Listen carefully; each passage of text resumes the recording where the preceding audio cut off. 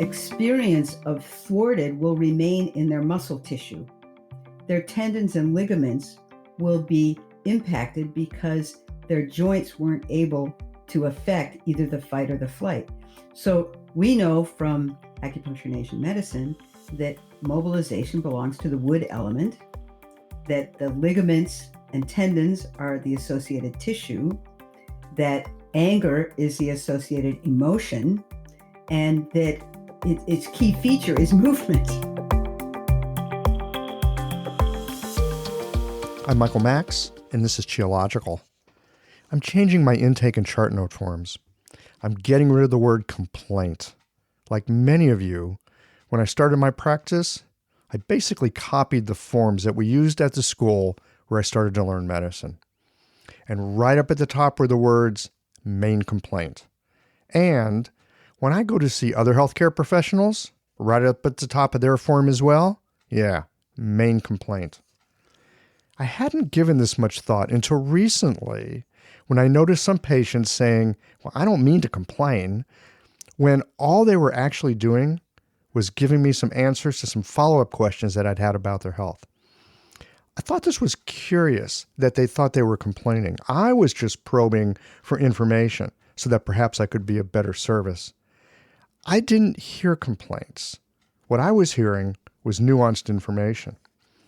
But over time, it occurred to me that the patient-practitioner relationship is based on you've got a problem and I've got a solution. I mean, it's basically set up as a simple business transaction, which is all well and good. Commerce, exchange, and diverse economies do tend to make a better life for everybody. And helping people with their well-being, well, it's good work if you like it. But this thing about complaint, it rather sticks in my craw at the moment. Perhaps it's because I don't see my patients as complaining. I see them as struggling. There's something about reducing a person's suffering to a complaint that just doesn't sit well with me. Perhaps this has something to do with me wanting nothing to do with medicine. As a kid, it rather failed me. And I don't like being around sick people. Still don't, for that matter, which makes for a juicy contradiction given how I make my daily bread. But here's the thing. I don't see sick people. A diagnosis I've discovered has very little to do with wellness. I've met people dying with cancer who were living a full life, and I've met people whose numbers on the standard measures of health all look good, and yet they were out of sync with themselves in such a way that it caused tremendous amount of suffering. When I think about complaining, I think about an activity that focuses more on the lament of a lack of something or frustration with a commercial transaction and how we're using our anger and righteous indignation to try to get something back from a company. Often complaints are a way of shifting blame or attempting to gain some kind of leverage. They are one-sided stories that show how we are right and the other one is wrong. So the idea that patients come to us with complaints tends to drop me into the position of trying to fix the thing they are unhappy with at the moment, which can lead to a game of whack-a-mole if we're not stepping back and getting a fuller and more connective understanding of what our patients are really asking for. And getting to that can take some time. What about you? Do you see your patients as coming to you with complaints? Or is there another story that they're trying to tell? But in the medical world, we are only allowed to tell it through the channels of physical illness, sudden trauma, or the opinions we have about our psychoemotive experience. I'm curious, if you were not writing main complaint at the top of your intake form, what would the top of your intake form say? A few announcements and housekeeping things here. First, deep appreciation for all y'all's out there listening to the podcast. If it wasn't for you, I wouldn't be doing this.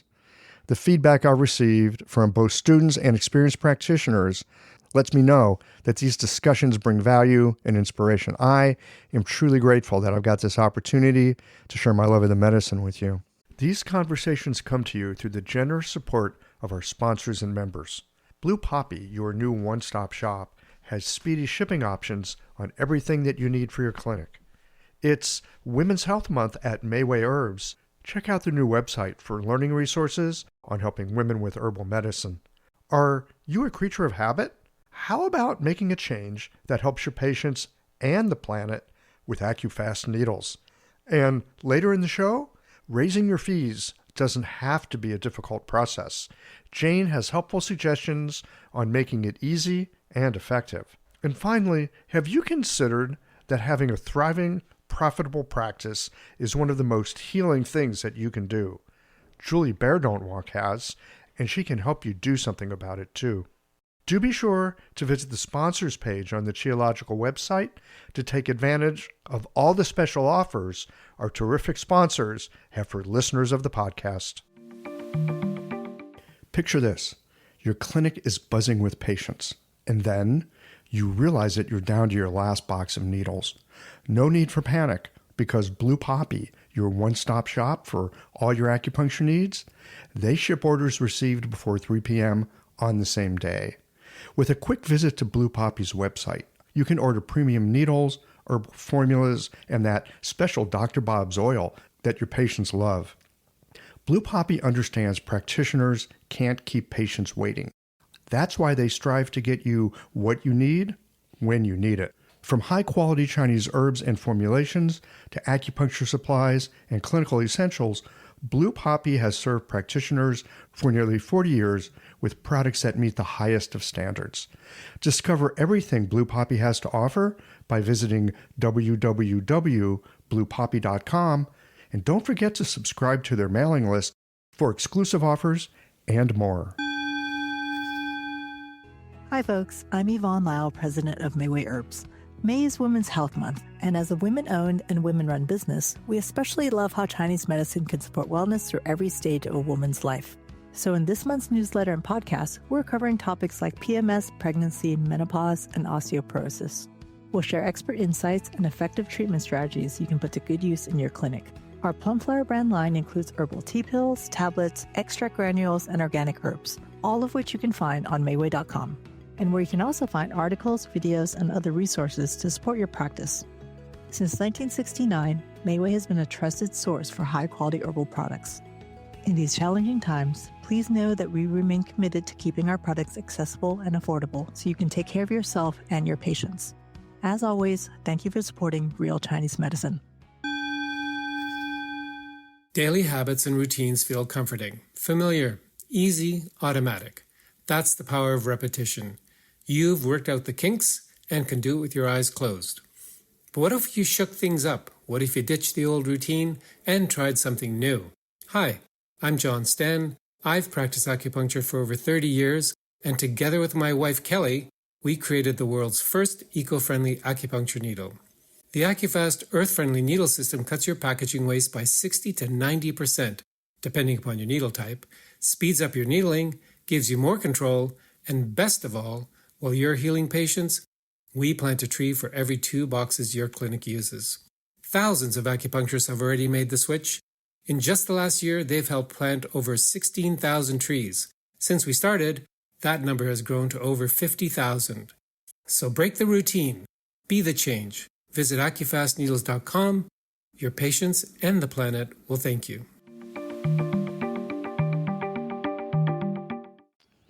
And for those of you who have become Qiologicians, a special heartfelt thank you. Dropping some dollars into the Qiological coffers helps me to prove to my wife that I'm not so crazy. Also, you Qiologicians, you get access to some special pre-release, marketing, and part 2 podcasts. I have a lively one coming up with Sabine Wilms. It goes up in just a few days, so check that out. In that, we are discussing her new book, Channeling the Moon. If women's health is your thing, this book is required reading. Hey, get this. I got a postcard last week from Berlin. And the week before that, Israel. This postcard thing I have, the missus does think I'm a bit whacked for that. But it does give me tremendous amount of joy to receive these in the mail. And speaking of faraway and exotic places, at least for a guy living in St. Louis, Missouri, I want to let all you American East Coasters know that Toby and I will be just north of New York City on the banks of the Hudson River, August 10 and 11, with the Acupuncture of Wandering Monks Introduction and Practice of Some Acupuncture class.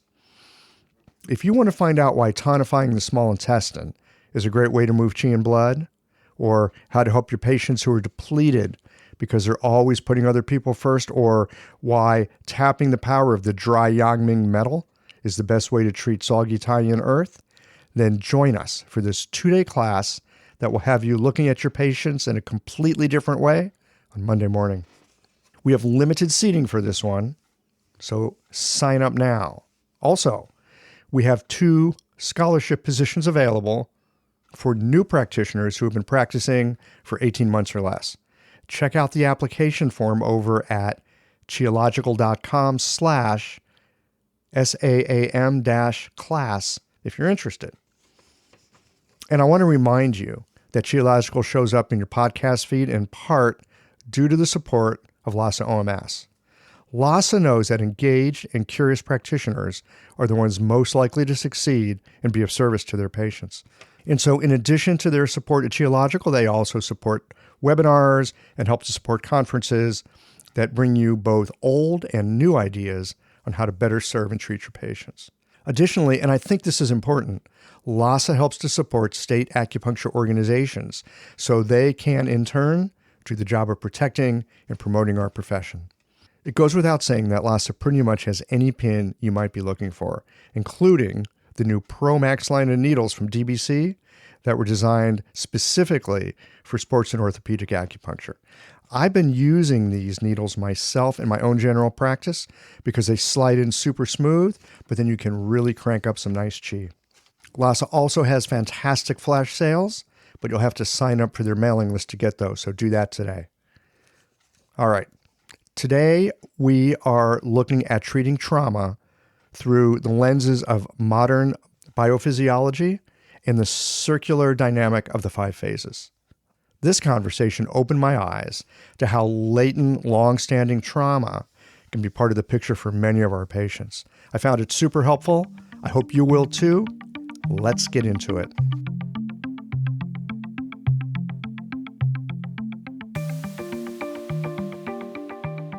Alaine Duncan, welcome to Qiological. Thank you so much. I'm always looking forward to these conversations. I can't believe how lucky I am. Every week I get to talk to someone interesting about an aspect of Chinese medicine that I didn't really know much about. You have recently written a book, The Tao of Trauma. Seems like there's been a lot of stuff coming out lately on trauma. I'm curious to begin with here. Mm-hmm. What took you down this path? I mean, the path of not so much Chinese medicine, but the path of this interest in trauma and working with this. Yeah. Back in 2003, I was driving my car and listening to the radio, and Amy Goodman interviewed the parents of Lance Corporal Jeffrey Lucy on her program. And he had come home from Iraq and a year later had committed suicide in their basement. And these parents were the most loving, attentive, caring parents that any young soldier could have asked for. And his dad was a nurse, his mom was a social worker, and he was getting care from the VA, and all should have been fine.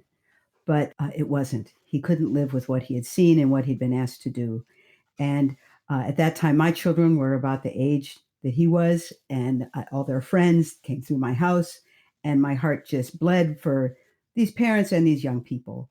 And so I said, acupuncture could do something for this young man and could have done something for his family. So I kind of got a passion for responding to trauma. And it turned out that the Somatic Experiencing Trauma Training Institute was the only institution that would train both mental health providers and acupuncturists and massage therapists in an approach to trauma resolution. So I brought the Somatic Experiencing training to the Washington, D.C. area, and we've been training people ever since. Wow. So you had this experience, goes right through you. I mean, gosh, you got kids that age, right? Right. And you knew acupuncture could help. I'm guessing you didn't quite know how it was going to help. It kind of set you off on a path of inquiry. Exactly. I mean, I had no familiarity with military culture.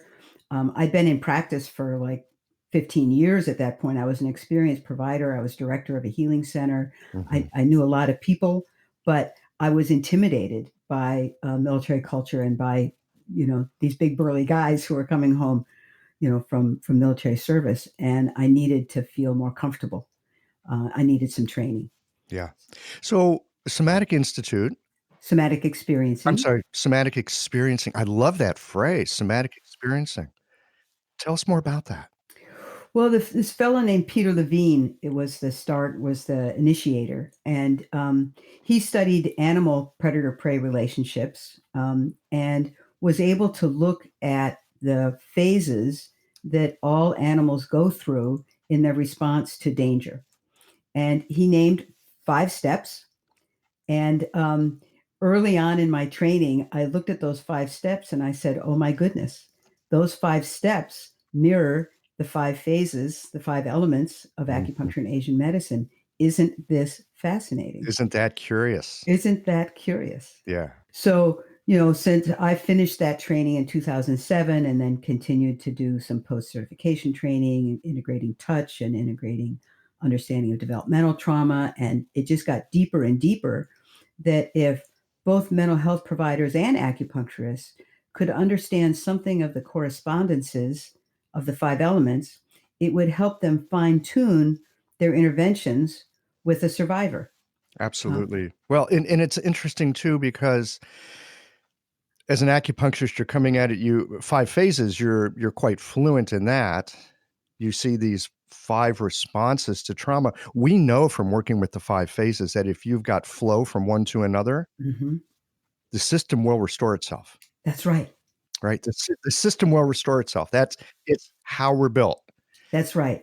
And so I'd love to hear more about these sort of somatic experience 5 phases.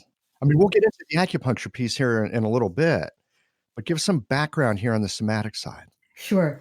So Peter Levine also said that if a person manages to get through all those 5 phases successfully, that they won't have symptoms of trauma. And that if a person is thwarted in a particular phase, that it's somewhat predictable the kinds of symptoms or presentation that they'll have later.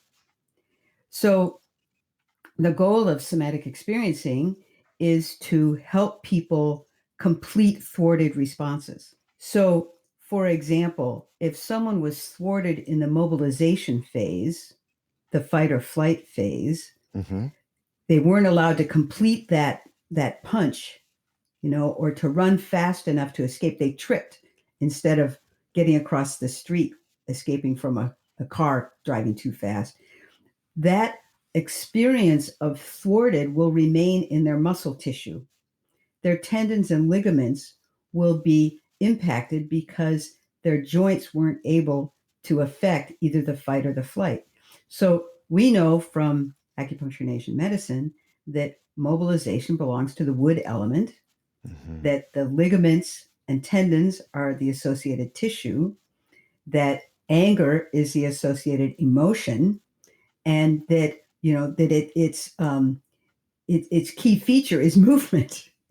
So if we can figure out that a person's trauma is based in an incomplete mobilization response, then we can work with their tendons and ligaments. We can look at their orientation system in their eyes. We can work with their liver blood that carries the vibration of trauma. We can look at all these associated tissues and actually be we have a powerful system of medicine that can offer so much more to survivors. Yeah. This is fascinating that in the somatic experiencing, in that mobilization phase, they associate it with the ligaments and tendons. Actually, they don't. They don't. You do. Okay. Right. So I took their 5 steps and kind of looked at them. That's the other benefit of integrating Western neurophysiology with acupuncture and Asian medicine, is because we get the best of both worlds. Right. So you're right. They don't understand that the ligaments and tendons are the tissue to go towards if someone has an incomplete thwarted. But we do. So we can inform mental health providers, body workers, and acupuncturists to help guide them to offer more individualized care. Yeah. Briefly take us around the circle, the somatic experiencing circle. Sure. From like the first moment you go, uh-oh, to the moment where you like reintegrate the experience. Exactly. Okay. Yeah. And I've renamed the steps that Peter Levine named to kind of fit with the 5 elements, but their essential nature is the same. Mm-hmm. So the first step I call awakening arousal. So that's when you hear the twig snap and you kind of, maybe the hair in the back of your neck stands up, maybe your guts go, what's happening? This belongs to the metal element and the function of the Po, the animal soul that gives us our sensate experience. So we wake up our sensate experience to something new in the environment. So we need to have the capability of recognizing something new in the environment as a survival skill. If we don't recognize the blocks on the floor, we're going to trip, So we need to be able to recognize something new in the environment, and that's the gift of the metal. Then we flow into the water element, whose task is to signal threat. The adrenal gland sits right on top of the kidney, and there's a fascial bonding between the two of them. I lump them together as a functional unit, kidney and adrenal, and it goes, it clutches, Mm-hmm. and that we all know that feeling. Yeah, and that stimulates the adrenal gland. So this is the integration east and west to secrete all those chemicals that indicate to the system that there's a threat. There's a threat. It does two things. First, the kidney will send a message up to the pericardium, to the fire, and seek relationship, seek a tribe that will respond to help respond to the threat. So, if we're in a room with a group, we might all look to where we hear that sound, and then one person says, I'll check the boiler, and someone else says, I'll check the children, and somebody else says, I'll call the fire department, or like we work together. That's if we have an intact pericardium, if we have an intact capacity for relationship. Not all of us do. And if that relationship was not available to us because of previous trauma, or the threat is an overwhelming threat like an earthquake or a tornado where no amount of relationship is going to help us survive, then the heart gets penetrated. So the heart, the supreme controller, actually should sit in the center of the kingdom peacefully. It shouldn't get penetrated. It doesn't want its chamber to be touched. If it gets touched, then it sends this powerful, alarming command. So the kidney signals the threat, but the heart commands response.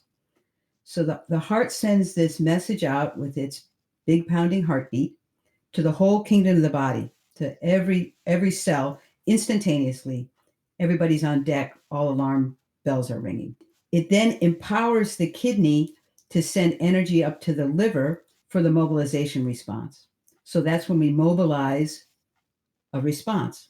We mobilize our fight or our flight. With that mobilization comes a message to the spleen and the stomach, to the viscera, to shut down digestion temporarily. There's the cause cycle of the wood shutting down the earth. Liver invading the spleen, was a common thing. And we also have the co-cycle in that kidney-heart connection happening.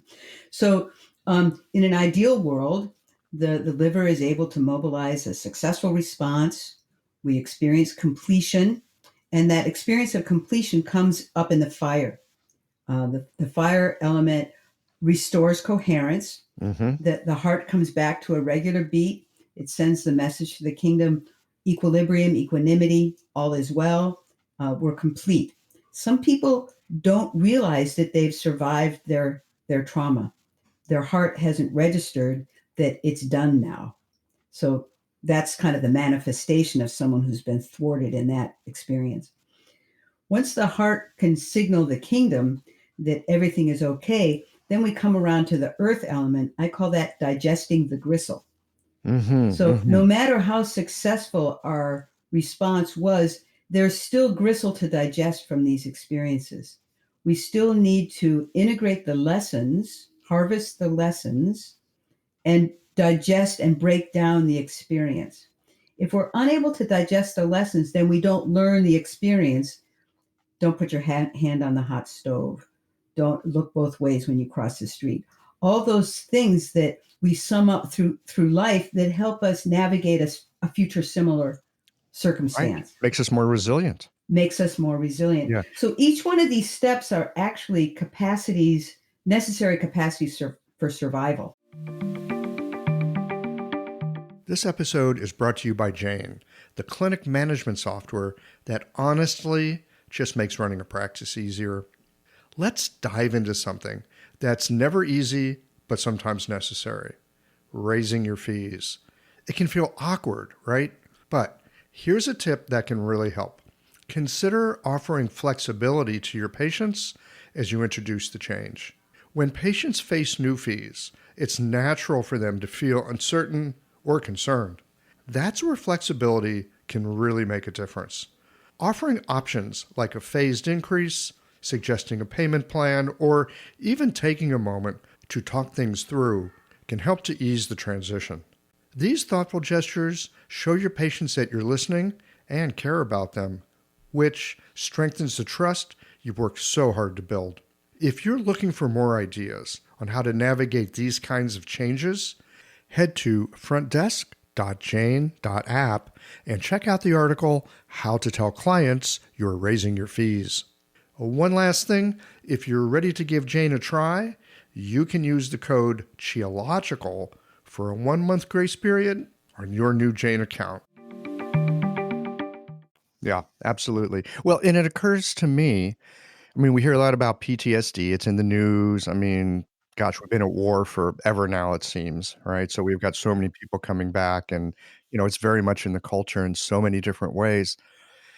And yet I've also noticed that there are people that I've run into in my practice who they go through something horrible. They go through something terrible. Mhm. They don't come out with post-traumatic stress disorder. They come out with post-traumatic learning. They come out with post-traumatic resiliency. They somehow come out stronger. Yeah. Yeah. So sometimes people have these experiences, they end up stronger and more resilient. I suspect that's because they've gone all the way through the cycle. They've gotten to digesting the gristle, and it makes them more viable.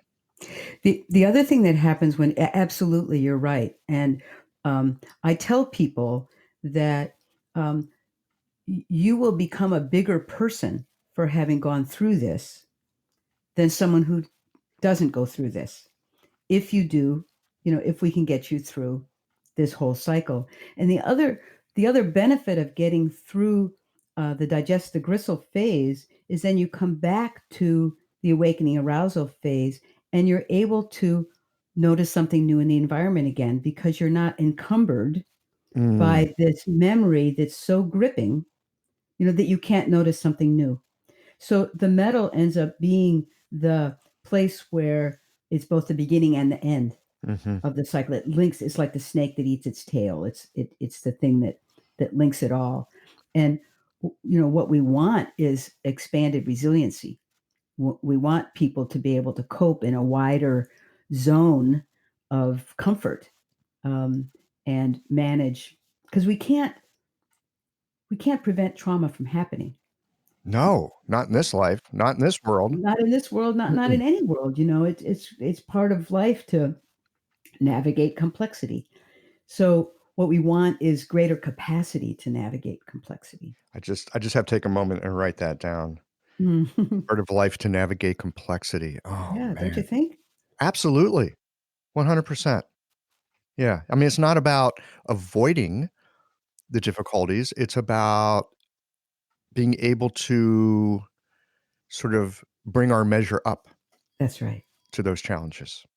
All right. So the somatic experiencing sounds super helpful. It's really super helpful. It's really super helpful.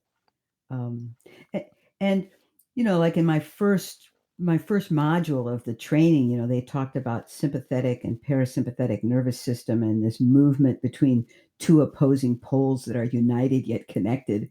And I went, oh, I've heard of that. That makes sense. Yeah, yeah, They're not opposite. They're sides of a coin. right. And one flows into the other. That's right. Right, right. Yeah. So this gets into when we're talking about sympathetic, parasympathetic. I mean, there's a lot going on here with the vagus nerve. And in your book, I mean, I've heard of the vagus nerve. I mean, the vagus nerve is kind of, I don't know, it's kind of popular these days. It shows up in Mhm. lots of different places and in I don't want to say alternative medicine, but like Mhm. whatever the medicine is that we do, non-mainstream seems to be showing up, and even in maybe in mainstream to some degree. But in your book, you talk about that there's actually not just a vagal response, there's a polyvagal response. Right, right.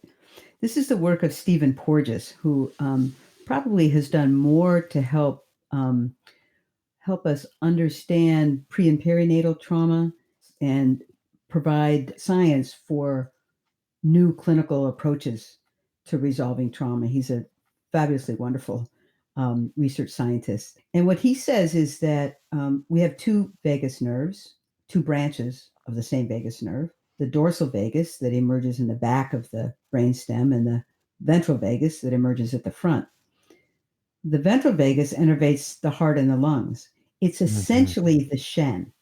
It's essentially the function of the heart. It has tangential branches that bring the sparkle to the eye, give nuanced facial expression, allow us to interpret kindness or misunderstand. Allows us to understand facial expression in another person. So it allows connection through these subtle interpersonal capacities. So its job is in that early first aspect of stress when the kidney alerts the pericardium. Mhm. It's essentially alerting the ventral vagus nerve to, can we achieve relationship here? Can we use diplomacy to resolve this conflict? Can we use relationship and our voice and our capacity for connection to resolve the conflict with our coworker who keeps stealing our pens? If we can't, and that stimulates the heart to start sending its message. So if we can't, the heart goes into this state of arousal and it will beat itself silly to command the body to respond because there's a life threat. There's an experience of life threat. So the heart pounds and pounds and pounds and pounds and pounds and commands the body respond, respond, respond, respond. But at a certain point, the heart is beating so fast that it's going to turn into its opposite. It's going to kill the heart. So the heart has to be shut down. The ventral vagus has not been able to use a relationship based approach to resolve the conflict. And so the dorsal vagus, which is clumsy, slower, unmyelated, but Mhm. very commanding, comes into action and does a dramatic shutdown uh, to the heart and also to the mobilization response. So it's the dorsal vagus that initiates the freeze. So we got fight, flight. I mean, we all hear about fight and flight. And then there's freeze. So the dorsal, so if there's too much going on in fight and flight and we can't resolve it and we're going to blow up our heart, That's right. the dorsal vagus comes in and just shuts the whole thing down. Play possum, play dead. Exactly. Mhm. Exactly. Exactly. And the tricky thing is that if we're an infant, then we can't run and we can't fight. We're not developmentally prepared for that. So if we experience arousal as an infant through a complicated birth or or some other tragedy, early surgery, all the stuff that's loss of a parent, drug addiction, violence in the home, all those kinds of things, the baby won't have a ventral vagus to help mitigate the threat. All it can use is a dorsal vagus. So the dorsal vagus requires that shutdown that leaves the liver invading the spleen habituated. So we end up having not very good function for transforming experiences, digesting food, supporting all those functions of the visceral brain that include creation of neurotransmitters and the gut biome and all those things that are so important for both mental health and physical health, which contributes to autoimmune illness, obesity, drug addiction, um, pain patterns, all the things that people come to acupuncture for. Yeah, The, lots of times. the strange, rare, and peculiar. Mm-hmm. Mm-hmm. They're all associated with high tone in the dorsal vagus and um, and early trauma. Many of them are Right. associated with. Would these people, when you look at them, tend to have a flat affect? I mean, it's like you look at them, you interact with them, and it's like you're going through a fog, or you're going through a shield. There's something, the little micro movements that you would usually catch in someone whose Shen is clear aren't Uh-huh. there. That's right. Yeah. This is what you'd see. So it'll show up in two ways. One way is exactly as you described, with kind of a really flat hypo arousal, and the other is a really hyper arousal. Where they're angry all the time. They're going to bust through doors without checking for the lock. They're they've got a rigid body shape and a rigid emotional presentation as well. Hmm. Hmm. So there's a yin aspect and a yang aspect. Always a duality. Yeah, yeah. I mean, it's interesting. I've been reading your book in preparation for our conversation Mhm. today, and the other day I had someone come into my clinic, and I was instantly confused by them Uh-huh. because on one hand they had these like very clear, bright eyes.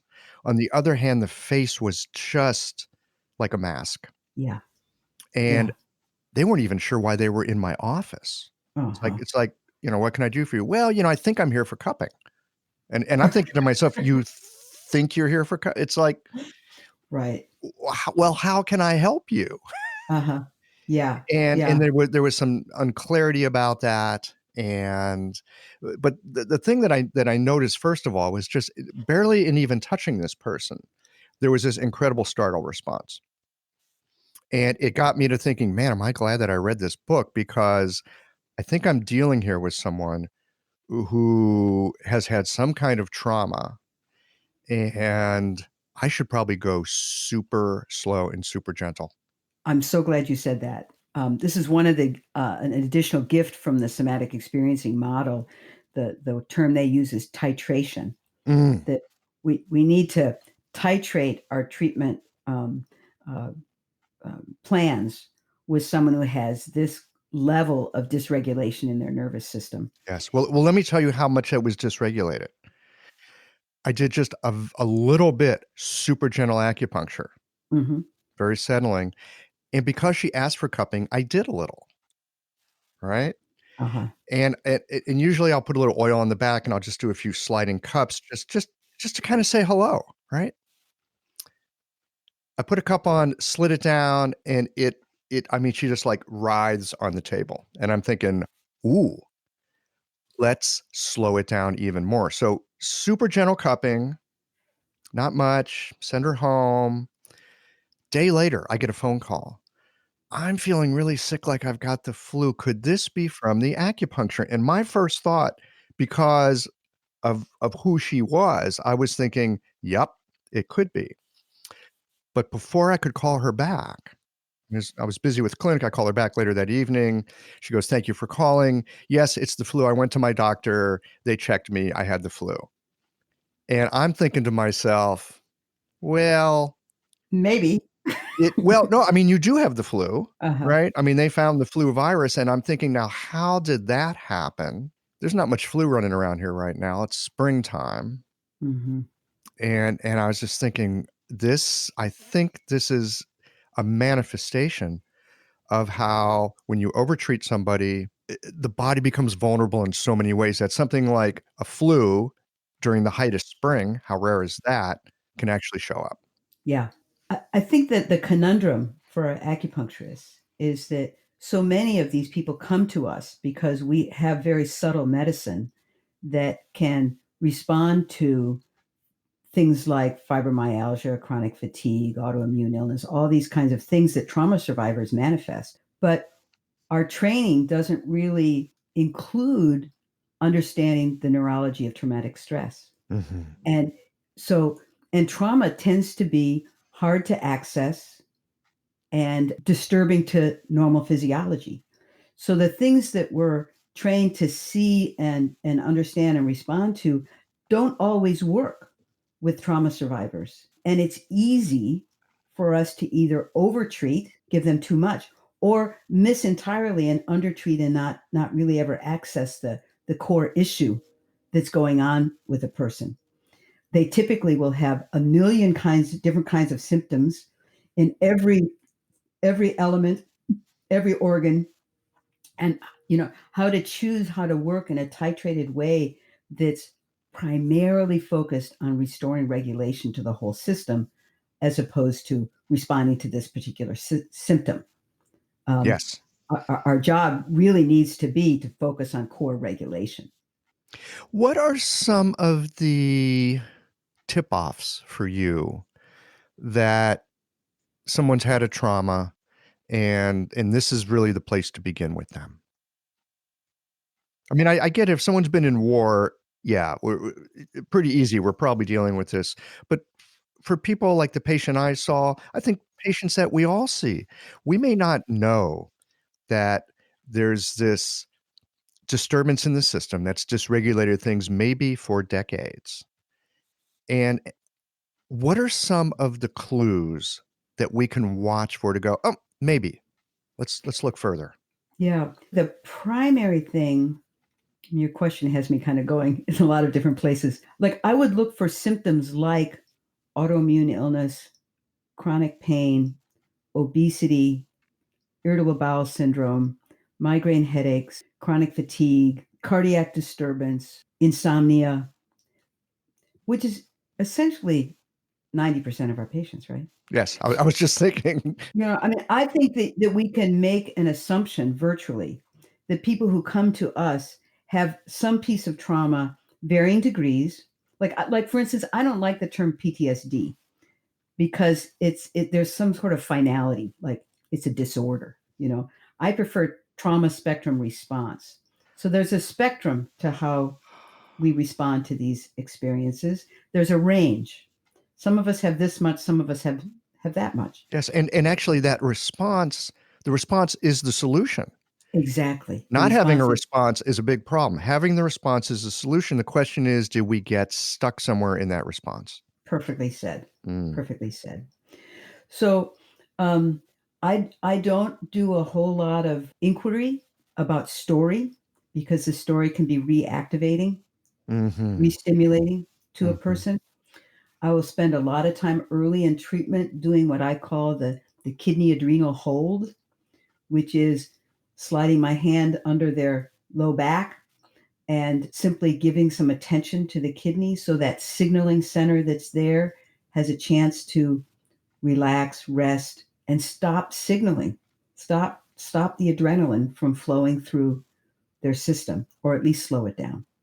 Once that signaling center is a little more comfortable, then the rest of the system, I mean, the kidney is the root of all yin and all yang, right? So So we so they say. so they say. So if we can bring the kidney into some regulation there, then and over time, I'm going to see which element is really the primary element, which phase of the threat response is the primary thwart. They're usually the same. And I can use some needles, simple treatments, command points, along with my kidney adrenal hold and help people begin to restore some sense of regulation by removing the signaling for threat or by mitigating the signal for threat.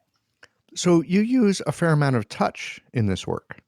I use a lot of touch in this work because a lot of our patients will come for acupuncture, but their body is either so braced and tight that when we insert a needle, it's very painful Mhm. and can create more arousal, more hyperarousal, and increase of symptoms. My patient the other day that I was just talking about, I put one needle in and it was like, "Oops, no." Right. That happens, or the reverse happens. Person can have such low tone in their Mhm. tissues that you needle and needle and needle, and it's like going into butter, and nothing changes on their pulses and nothing changes on their symptoms. We've all had this experience. Yeah. I discovered that when I first started, I worked at the Veterans Administration for 10 years. And when I first started working with soldiers, it was like, why are they not feeling this point? Mhm. Why is nothing changing on their pulse? And I realized that I needed to prepare the patient to receive the needle. So touch is such a powerful human longing for safe touch. Well, it's part of that relationship piece, right? It's part of that ventral vagus relationship Yeah, piece. yeah, there we go. I mean, very intimate beyond words, connected to the community. Yeah, connected to someone. So I really use some of these touch approaches as well as some interaction approaches of like how do I make my inquiry of my patient to help prepare them to receive the needle, so that their system has moved towards regulation before I insert a needle. Tell us a little more how you prepare them. I mean, we talked about the kidney hold. The kidney hold is a big way, Yeah. but a question like, how would you like to feel when you leave here today? What's it like when you feel that way? When you feel the most like your true self, where are you? What are you doing? What percentage of you is present here? Just be with that 20%. Don't worry about the rest. Just be with that 20%. So you're really focusing their attention That's right. on a kind of a feeling state within themselves. Exactly, because one of the things that there's this concept that Stephen Porges uses called interoception. It's essentially the PO. It's essentially our Mhm. awareness of sensation. That awareness of sensation leaves in a threat experience. Like the freeze response tells us to not think about that our hand is underneath a rock, and we can't feel it. So, in blocking the sensation of the threat, we actually can't discriminate about what other things we're also going to block. So, there are people who experience early trauma whose interoception has been so damaged that they may not recognize when they're hungry, they may not recognize when they're cold, they may not recognize that this person they'll make mistakes about the messages from their gut that says this person is safe, this person is not safe, that I knew it in my guts expression is unreliable. So the more we can help them restore their capacity for interoception, we're inviting their chi to return to their body Yep, along absolutely. with their awareness. Having a thriving, profitable practice is one of the most healing things you can do as a healthcare practitioner, because a robust business is the ultimate expression of vital chi. And that's the heart of our medicine. I'm Julie Bairdontlock, and I help practitioners grow nourishing, profitable, authentic businesses that embody the generative cycle of Chinese medicine. This isn't about all yang all the time. It's about expanding your own internal capacity, growing collaborative relationships with your patients for ethical patient retention, and marketing as an extension of this medicine, not a necessary evil. You already know that everything is connected in your patients' lives and bodies. The same is true for your business. When we align your systems, your schedule, your pricing, and your offerings with you, we create flow, which means more spaciousness, more impact, and more joy. When you are in the flow, fully resourced in terms of chi, time, and money, your business becomes a source of healing, not just for your patients, but for you. Let's grow something rooted, radiant, and real. Visit lifeflowconsulting.com to learn more. So the dorsal vagal Mm-hmm. response, Mm-hmm. it has to do with dissociation, doesn't it? Yeah. I mean, there's different words. Dissociation is kind of the word that mental health providers use. Collapse is another word. It's a more physiological state. That they're very related to each other. Yeah. I mean, you use the example of your hands trapped under a rock, you can't feel it, and dorsal vagal comes in and you disassociate from it. Because That's right. if you were to stay connected to my hand under a rock, I'm trapped, you could scare yourself to death. That's right. Or you've experienced early trauma with a caregiver. Hmm. At a certain point, you want to not feel what's happening to you.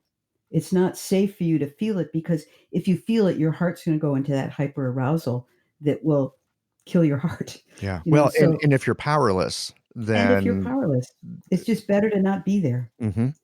So it's a management strategy that's very helpful and useful and has a bad rap. We want to appreciate it, and take people out of it there in a really titrated way. Because if you invite awareness too quickly and too much, they'll be overwhelmed by the memory of why they had to use that management strategy. Right. Well, I'm thinking about, when I was a kid, the moonshot was the big thing, right? Right. All us kids were like really into, man on the moon. And, there was always that moment where they're coming back, they're coming into the atmosphere. You've got to get it at just the right angle so you don't skip off the atmosphere and not, too acute of an angle or you burn up, right? There's this way to go that you slide in. That's right. Yeah. It's very similar. Uh-huh. Find the sweet spot. Yep. Find the sweet Mm-hmm. spot. Mm-hmm. Mm-hmm. Cultivate safety, cultivate relationship. And I suspect, because we're acupuncturists, we have all these extra ways of attending to this. I mean, first of all, we actually talk to our patients, That's right. right? So that's helpful. I would think you'd be able to feel lots of this in the pulse or just, you just put your hands on people. You can feel that hypo or hyper tonicity. Mhm. That's right. The other thing that I do, well, there's a couple things. One is I don't ask people to get undressed unless I need to get to a point that's underneath their clothing. And I usually don't choose those points early on in treatment Mhm, mhm. because we're actually asking people to be immobilized and safe. When we take their clothes from them, they're essentially immobilized, and we're asking them to feel safe when they're immobilized.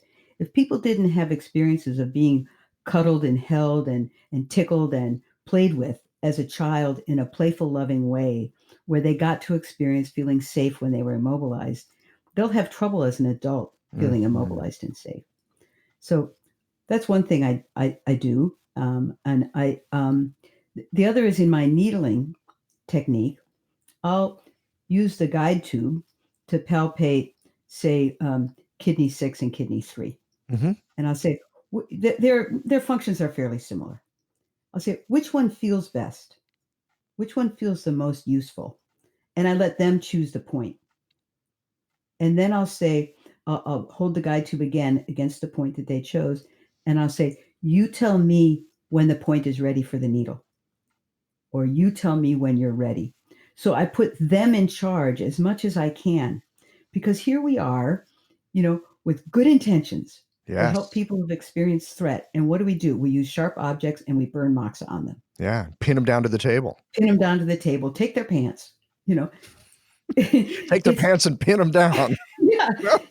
yeah, we want people to be in their as moving towards their regulated zone when we stimulate a point, because we want the point to stimulate them to move towards more regulation.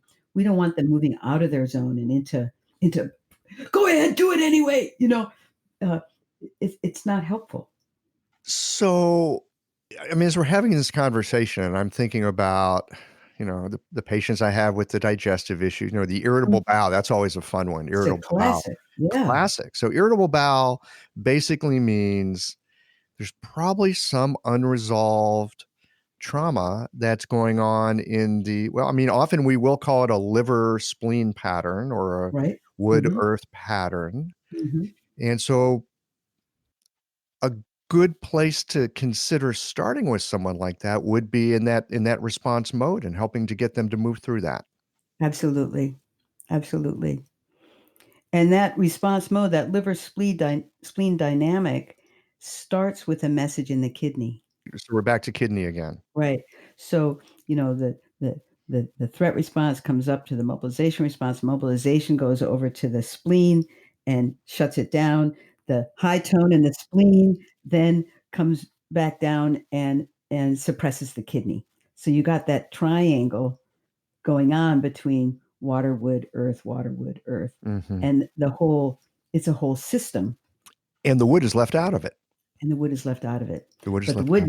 needs to back off, but it isn't going to back off until it feels safe, until it knows that it doesn't have to mobilize a response. So you would start with the kidney on this, just to kind of get them. Tell us a little more about how you would bring that liver back online, so to speak. How you would help it to move all the way through the the motion that it could not complete. Right. So with this imaginary person with irritable bowel syndrome, I'm going to use my other diagnostic skills like color, sound, odor, and emotion that's taught in the 5-element approach. And I'm going to sort out. So maybe their constitutional type is wood. So I might put, and their pulse indicates that there's liver cheese stagnation and that there's dampness in the spleen, Oddly enough. oddly enough. So I might, in that case, use spleen 6 and 9 to help lift off some of the dampness. Mm-hmm. And I might use liver 3 and gallbladder 40 to help soothe the stagnation. And I might put my hand underneath their kidney, do the kidney adrenal hold while those needles are in place. So I've integrated my constitutional diagnosis, my patterns diagnosis, and my trauma resolution model. All three of those together. And then you additionally get this phenomenal feedback loop because you've got your hands on them. Mm-hmm. And so as their body changes, you'll feel it. And I'll invite them to feel it. So they may notice sensations that move down certain meridian pathways, like I feel a tingle moving down my leg, or they may feel their guts. You may notice peristalsis in their guts, like there's some gurgling. We get this all the time. I know on my table, at least 70% of the time, I put a few needles in and you get that glue, glue, glue, glue in the stomach and people apologize, Right. generally speaking. And I'm thinking, booyah. Well, and when you're saying ooh yeah, what you're really saying is the freeze in their dorsal vagus system is being lifted off to allow peristalsis, to allow this person to digest not only their food, but also to digest their life experiences. Exactly. Yeah. Exactly. Yeah. So important to invite people to not brace against anything. So I will tell people we're not at a social engagement. I will love your farts. I will love your belches. I will celebrate every single one of them because we want to have movement to be restored in that whole system from mouth to butt. Right. Yeah. So often people, it seems when the stomach gurgles, they think there's something wrong with them. Yeah. And I will always take that and reframe it and go, actually, this is something that's right with you. This is your digestion Great. coming back online.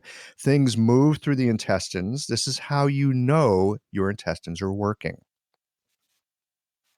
And even a simple reframe like that can really shift people because something that they've been embarrassed about or Mhm. they think is wrong with them, they suddenly come to find out is something that's right with them. That's right. And even your system has had to brace against so much in life. We want this place to be a place where you don't need to brace against any movement. We want to invite movement is life. We want to have movement. I want to shift to something. This is more in the heart portion in your book. You talk about coherence, Yes. which I think is a lovely word. It's something that I tend to think a lot about. There's a great character in Chinese called Li, Hmm. which it's a little tricky to translate. Often it will be, you could translate it as principle, but it's also the Li is like the patterning in wood, or it's like the patterning in a stone, or the patterning in the fascia of the human body. It's this, it's this kind of, it shows you the structure of something Yeah. and how it's put together. And it can also be considered coherence that when you touch that structure of what something is, that actual true grain, so to speak, Hmm. that it's like the system comes to know itself. Oh, I'm this. That's right. That's right. So I'd like to hear a bit more. I mean, that's just my little riff on Lee. It's just something in the back of my mind. I'd love to hear more about your sense of coherence. This is just such a juicy idea for me. Hmm. So I've taken a lot of my thoughts about coherence from the Heart Math Institute. Mm, And what they say, and what seems to be consistent with Chinese medicine too, is that the heart is a great communicator. That there's a magnetic resonance that's in the heart that communicates to all the organs of the body, just like we say the supreme controller is in charge of all the other organs. But it also communicates to other people. Like heart math people will say that when the heart is coherent, the people in a 6 to 8 foot radius will experience that coherence and it will be regulating for them as well.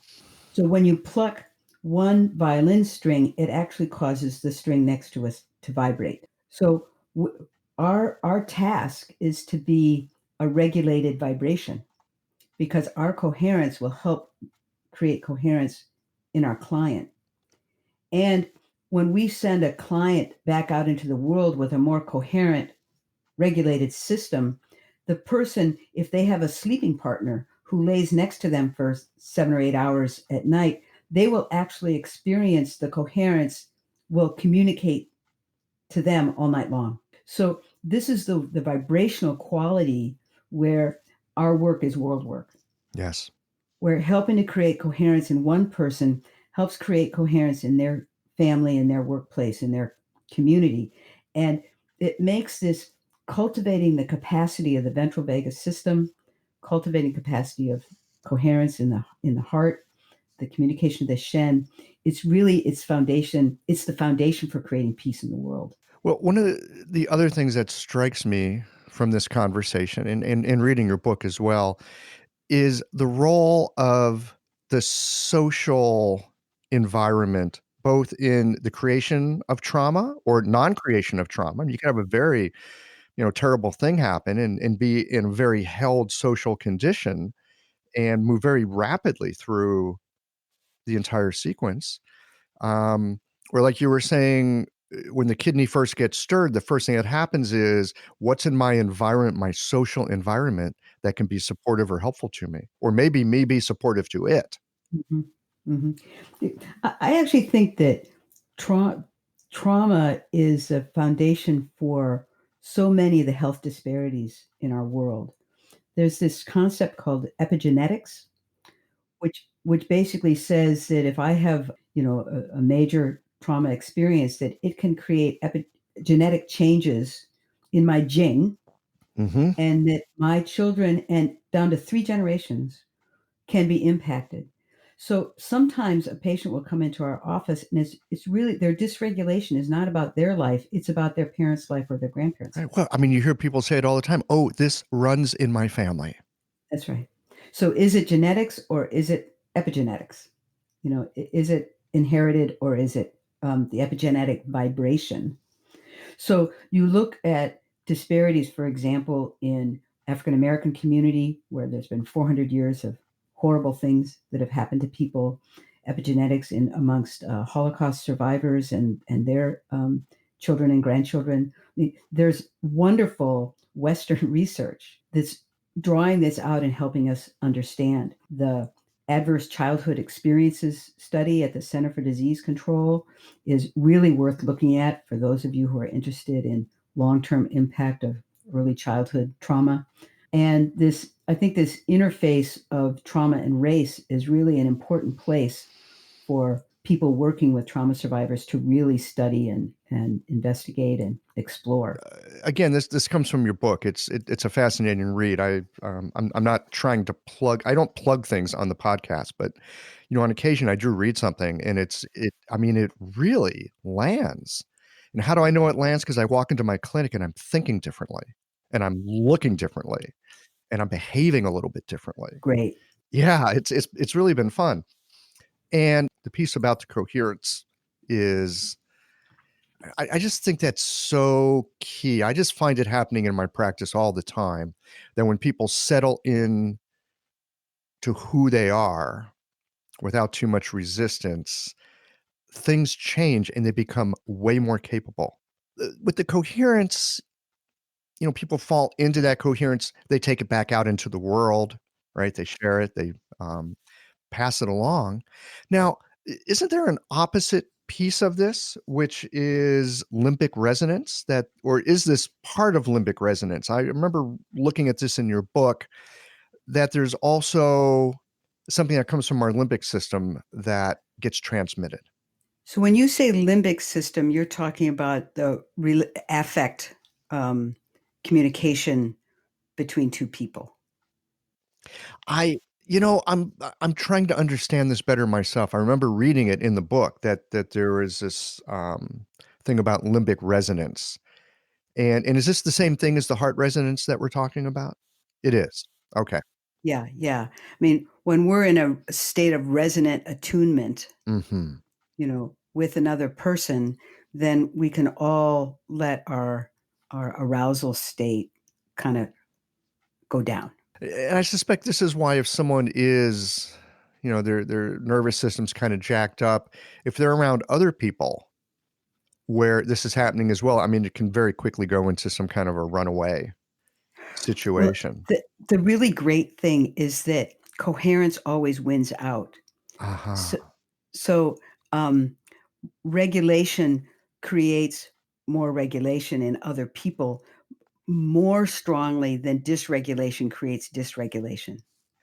Isn't that good to know? That I was just thinking that's super reassuring.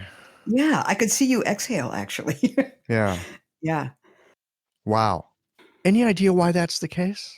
it's how we're made. Just the way we're built. Yep, So we're built for regulation, we're built for regulation. we're built in a sense to be able to calm each other. That's right. Well, we're built to arouse each other as well as calm each other. Mhm. Like if you see a herd of sheep, for example, there'll be one that has its head up in the air and its job is to look for threats. And when it experiences a threat, it communicates that at a vibrational level with the whole herd and they take off running. So humans have that same capacity. And actually, that function of signaling threat is both about our capacity to receive a message of threat as well as transmit one. Mhm. So, you know why it's illegal to shout fire in a movie theater because threat is such a commanding experience, and it will consume the nervous system of everyone, in the movie theater, and it's unethical to create threat in that way. I'm struck here and my mind goes to like social media and just the way that people communicate these days. And I'm thinking when we're face to face, sort of heart to heart, when we're in each other's space in a physical way, those kinds of creating coherence or creating discoherence, Mhm. it's more regulated. It goes a little bit slower. We've got way more channels of communication going than just hearing or seeing. And in our social media enhanced world, we've cut off from some of those feedback mechanisms, including that heart resonance that we were just talking about. And so without that governor there, I could see how it'd be very easy for, any of us to get into, a flame war or, big kinds of, troubles and arguments that are so common on the social Right, media platforms. right, right. And some of it, I think, gets promoted because the more that we're in our brainstem and in our more primitive fear response, that command in the brainstem will actually take our frontal cortex, our more thoughtful Shen-based thinking, hostage. Mhm. So we can be easily manipulated by fear sold cheap. Fear sold cheap. Fear sold cheap. We can be made to be afraid of immigrants. We can be made to be afraid of people who are a different gender, who are non-gendered, who are a different color, a different race, a different nationality. We can be made to be afraid of a lot of things that really we don't have a necessity to be afraid of. And then we can be manipulated because we don't have our frontal cortex that's thoughtful and relational. We don't have it available to That us. social context that we've been talking about that can be so helpful, it's missing. That's right.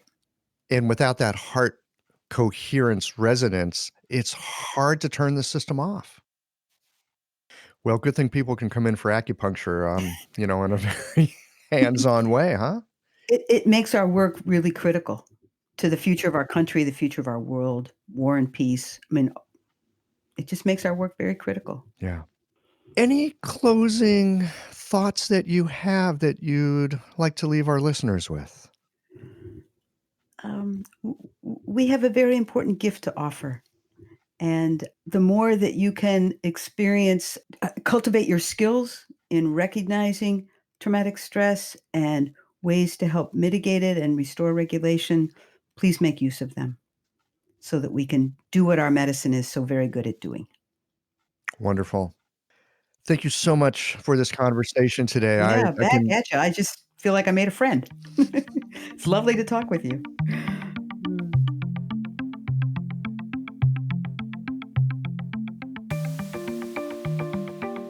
I hope all y'all's enjoyed that conversation. You know, it's always so much fun for me when we take a look at the old Chinese scientific way of looking at things, aka the 5 phases, 6 zheng, and be able to map it on to some of the modern biomedical stuff.